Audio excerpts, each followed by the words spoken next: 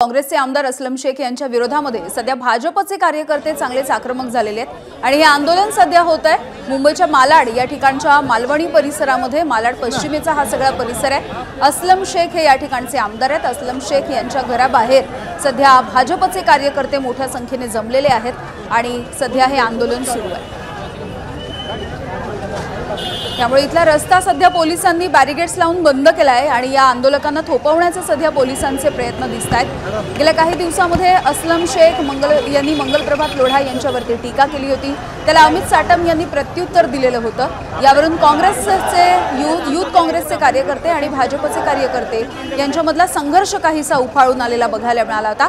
काल देखील युथ काँग्रेसच्या कार्यकर्त्यांनी अमित साटम भाजपचे नेते अमित साटम यांच्या कार्यालयावरती एक मोर्चा घेऊन ते गेलेले होते। तेव्हा देखील पोलिसांनी काँग्रेसच्या कार्यकर्त्यांना ताब्यात घेतलं होतं आणि काँग्रेस आणि भाजपचे कार्यकर्ते एकत्र आल्याच्या नंतर त्या दोन्ही बाजूच्या कार्यकर्त्यांना थोपवण्याचा प्रयत्न पोलिसांनी केला होता आणि काल संध्याकाळच्या आंदोलनाला आज भाजपच्या कार्यकर्त्यांकडून हे प्रत्युत्तर एका अर्थाने बघायला मिळत आहे। आगामी सगळ्या महानगरपालिकांच्या निवडणुका तोंडावरती आहेत। अर्थातच त्यामुळे एक वेगळं वातावरण कदाचित आणि वेगळ्या पद्धतीचं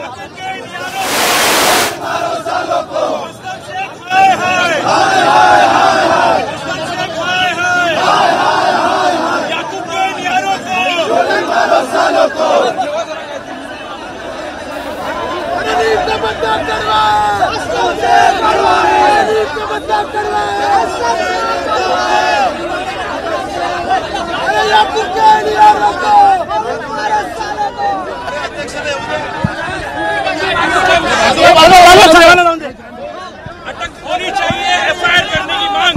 ये हम सब मिलकर हिंदू भारत एफआईआर हो। ये हमारे मंत्री लोढ़ा जी को जिस तरह से गाली दी गई और एक राष्ट्र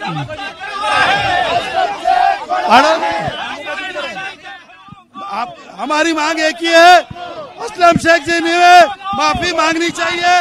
जो देशभक्त मंत्री देश के विकास का काम कर रहा है, मालवणी को विकास का काम कर रहा है, उसको जो धमकी दी है उसके लिए उनकी माफी आनी चाहिए। एक देश विघातक शक्ति आतंकवादी एमएलए इस मलड़ का नेतृत्व कर रहा है, उसका निषेध हम कर रहे हैं।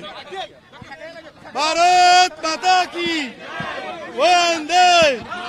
असलम शेख मुर्दाबाद, असलम शेख मुर्दाबाद, असलम शेख मुर्दाबाद, असलम शेख मुर्दाबाद, असलम शेख मुर्दाबाद।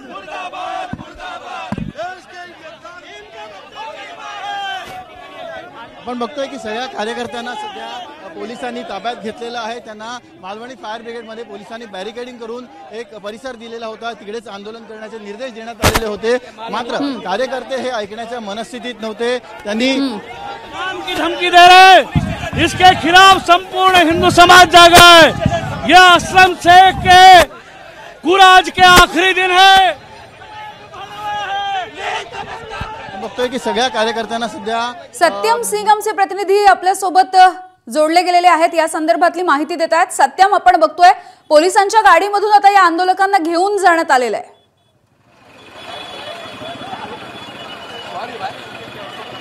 नक्कीच भाजपचे कार्यकर्ता जे आहेत असलम शेख यांच्या विरोधात मालवणीचं फायर विकेट आपल्या समोर पाहिलं तर यात फायर विकेट जवळ आहेत, आंदोलन करत आहेत होते।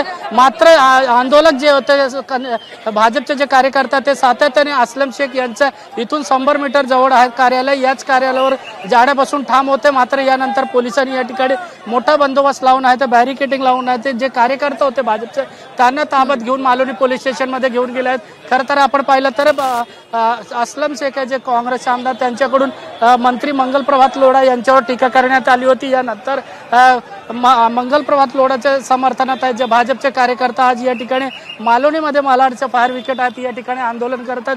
खरं तर आपण पाहिलं तर आंदोलनात या ठिकाणी असलम शेख यांच्या विरोधात जोरदार घोषणाबाजी करण्यात आली। त्या एबीपी माझा, उघडा डोळे बघा नीट।